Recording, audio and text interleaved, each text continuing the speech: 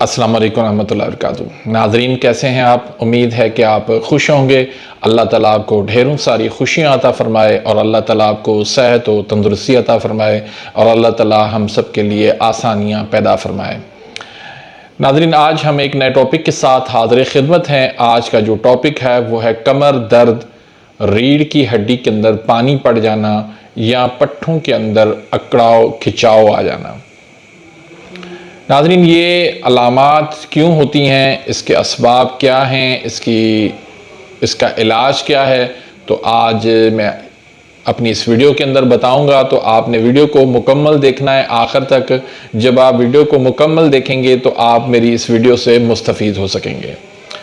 तो इसी तरह से आपने अगर मेरे इस चैनल को सब्सक्राइब नहीं किया तो पहले आप सब्सक्राइब कर दें। बेल आइकन यानी घंटी के निशान को प्रेस करके वहाँ पर आल का निशान आएगा, वहाँ पर प्रेस कर दें ताकि मेरी हर आने वाली न्यू वीडियो का नोटिफिकेशन आप तक बआसानी पहुँच जाए। आप मेरी वीडियो से रोज़ाना मेरी वीडियो से आप मुस्तफ़ीद हो सकें।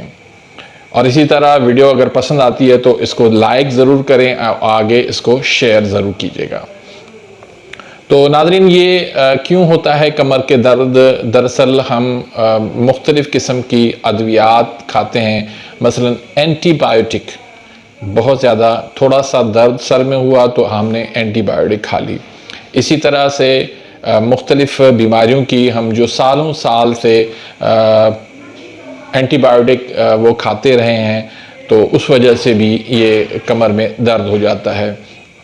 इसी तरह फिर जिनसी अद्वियात का ज़्यादा इस्तेमाल, मसलन व्याग्रा का ज़्यादा इस्तेमाल या फिर शंगरफ का और पारे का, इस तरह मुख्तलिफ़ जो आप कुश्तेजात बनवाते हैं हकीमों से, तो दरअसल ये सारी चीज़ें जिस्म के अंदर गर्मी पैदा करती हैं। गर्मी जब जिस्म के अंदर बढ़ जाती है तो उसमें गर्मी और खुश्की मिलकर इसमें आपके जिस्म पे जो है वो वरम आ जाता है। आपके चेहरे पे वरम आ जाता है, आपके हाथ पाँव पे वरम आ जाता है, आपके जिस्म पे वरम आ जाता है, आपके कमर पे भी वरम आ जाता है। उसमें फिर पेशाब के अंदर भी वो पेशाब गाढ़ा हो जाता है, उसमें जलन आ जाती है, पेशाब कम आने लगता है, आपको नींद जो है वो ज़्यादा आती है इस मामले में, और इसी तरह फिर दिमागी जो है वो कमज़ोरी भी हो जाती है। ये सारी अलामात जो है ना वो गर्मी खुश्की की हो जाती हैं। इसी तरह पाखाना जो है ना आपका वो भी खुल के नहीं आता, थोड़ा थोड़ा आता है, बार बार आता है, 2-3 मरतबा दिन में आ जाता है। मैदा आपका कमज़ोर हो जाता है, उसमें जो है वो भूख जो है वो कम लगती है, हाजमा ठीक तरह से नहीं होता। तो ये सारी अलामात जो है वो गर्मी खुश्की की हैं। तो जब जिस्म के अंदर गर्मी खुश्की की तहरीक यानी गुद्दी उज़लाती बढ़ जाती है तो फिर उस वजह से कमर के अंदर दर्द हो जाता है। तो इसी तरह रीढ़ की हड्डी के अंदर पानी पड़ जाता है, ये भी इसी वजह से होता है, क्योंकि जहाँ भी पानी जिस्म के अंदर पड़ता है वो उसकी अलामत, उसकी वजह जो है वो गर्मी ही होती है। यानी जिस्म में किसी भी हिस्से के अंदर अगर पानी पड़ जाए तो वो गर्मी की वजह से होता है। तो नाज़रीन, इसका हम इलाज करेंगे। बहुत ही इसका आसान इलाज है।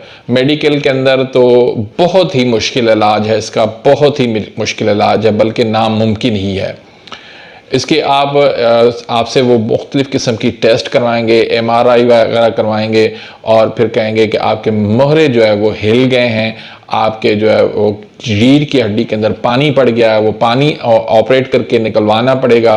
तो इस तरह की मुख्तलिफ वो कोशिश करते हैं इलाज के लिए, लेकिन वो नाकाम रहते हैं, क्योंकि असल जो वजह है जिस्म के अंदर, खून के अंदर जो गर्मी खुश्की बन गई है, तो उसका कुछ भी नहीं किया जाता।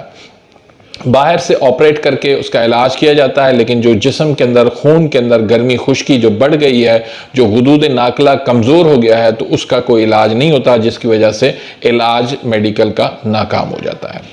तो हम अल्लाह के फजल करम से, अल्लाह पाक का करम है कि हम आसानी से इसका इलाज करते हैं और अल्लाह का फजल करम है कि चंद दिनों के अंदर मरीज़ जो है वो सेहतमंद हो जाता है। उसके सारा ये मसला जो है मैंने बयान किया है वो आसानी से हल हो जाता है। तो नाज़रीन, हम आते हैं अब इलाज की तरफ। इसमें आपने गर्म चीज़ें बिल्कुल बंद कर देनी है, जिसमें ख़ास तौर पर करेला है, मछली है और जो है पकोड़े हैं, इसी तरह लाल मिर्ची है, और इसी तरह मुर्गी है, गोश्त है, तो इस तरह की सारी चीज़ें आपने बिल्कुल बंद कर देनी है। देसी घी का आपने इस्तेमाल करना है। देसी घी किस तरह इस्तेमाल करना है कि 1 पाव दूध के अंदर गुड़ और सौंफ को मिला के आपने उसको उबाल लेना है। उसके अंदर उबाल के फिर आपने 2 चम्मच उसके अंदर देसी घी मिला के आपने सुबह शाम इसको पीना है। ये तो हो गए नाज़रीन ग़िज़ा, और इसी के साथ ही आपने जो है ना वो पानी वाली ग़िज़ाएँ जो है वो ज़्यादा इस्तेमाल करनी है। मसलन आपने जो है वो सफ़ेद चावल इस्तेमाल करने हैं, आपने दूध इस्तेमाल करना है, दलिया इस्तेमाल करना है, कस्टर्ड इस्तेमाल करना है, तरबूज खरबूजा इस्तेमाल करना है। इसी के साथ ही आपने गन्ने का जूस इस्तेमाल पीना है, केले का मिल्क शेक पीना है, शहद का पानी पीना है, कच्ची लस्सी आपने इस्तेमाल करनी है, और इलायची और सफ़ेद ज़ीरा का कावा बना के सुबह शाम आपने पीना है। ये था ग़िज़ा से इलाज। अब हम करते हैं बात दवाई की।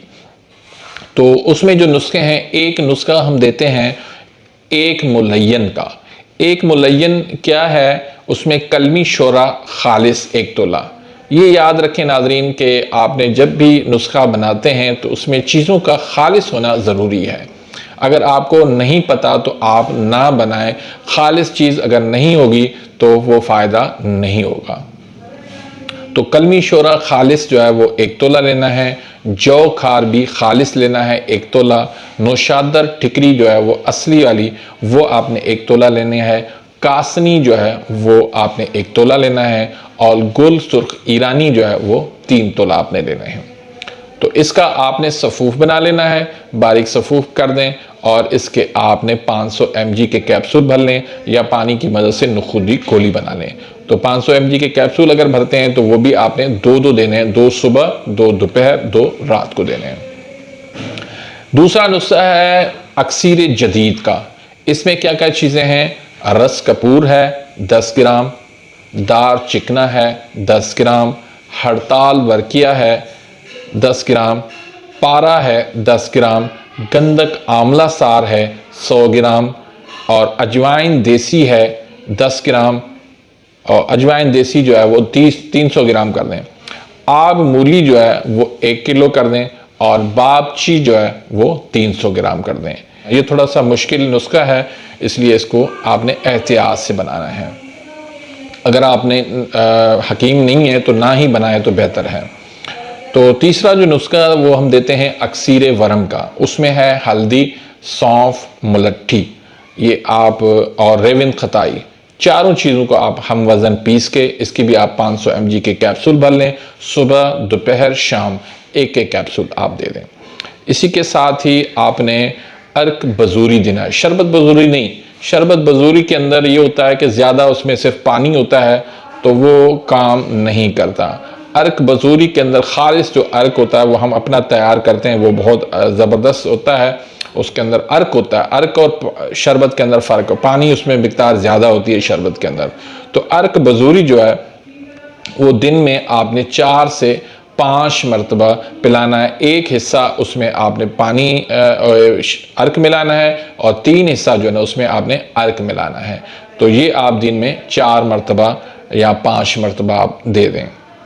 इसी के साथ आपने एक टकोर करवानी है। वो टकोर किस तरह करवानी है कि गुल कैसू आप ले लें 100 ग्राम, अजवाइन खरासानी ले लें 25 ग्राम, और छिलका रेठा जो है वो 25 ग्राम लेके आपने 4 किलो पानी के अंदर इसको आपने उबाल लेना है। जब वो ठंडा हो जाए, मरीज को आपने चारपाई के ऊपर उसको लिटा देना है, और उसके ऊपर भले कपड़ा कोई रख दें, आप कपड़ा रख के ऊपर से वो पानी आप उसके ऊपर डालते रहें, उसकी कमर पर भी डालें, उसकी जो है वो पेट पर भी डालें। वो आप डालते जाएं। नीचे जो है ना आप कोई बर्तन रख लें जिसमें पानी जमा होता जाएगा, फिर वहाँ से वो पानी आप उठाते रहें और उसके ऊपर डालते रहें। इसी तरह इसको आधा घंटे की तरह कम से कम आधा घंटा जो है ना ये आप मश्क जारी रखें। सुबह को भी इस तरह करें, शाम को भी इस तरह करें। ये आप इलाज करें, अल्लाह के फजल करम से दिनों के अंदर पुराना मसला कमर दर्द का हो, पट्ठों का खिंचाव हो या रीढ़ की हड्डी के अंदर पानी पड़ गया हो, आसानी से अल्लाह के फजल करम से हल हो जाएगा। तो नाज़रीन, उम्मीद है कि ये मेरी एक कीमती वीडियो है, आपने ज़रूर इसको आगे शेयर करना है। इसको लाइक अगर आपने नहीं किया तो प्लीज़ लाइक करें। बहुत मेहनत से ये आपके लिए मैंने नुस्खे हाथ करके आप तक पहुंचाए हैं, इसके अंदर बिल्कुल कंजूसी नहीं करनी। इंशाल्लाह इसी तरह मैं दूसरी वीडियोस भी बनाता हूँ, आपके लिए कीमती नुस्ख़ाजात लेकर आता हूँ, और वो परफेक्ट इलाज जो मैं अपने मरीज़ों पर आज़माया हुआ है और आज़माता हूँ और अल्लाह के फज़ल में उसमें कामयाबी मिलती है, वही मैं आपसे शेयर भी करता हूँ।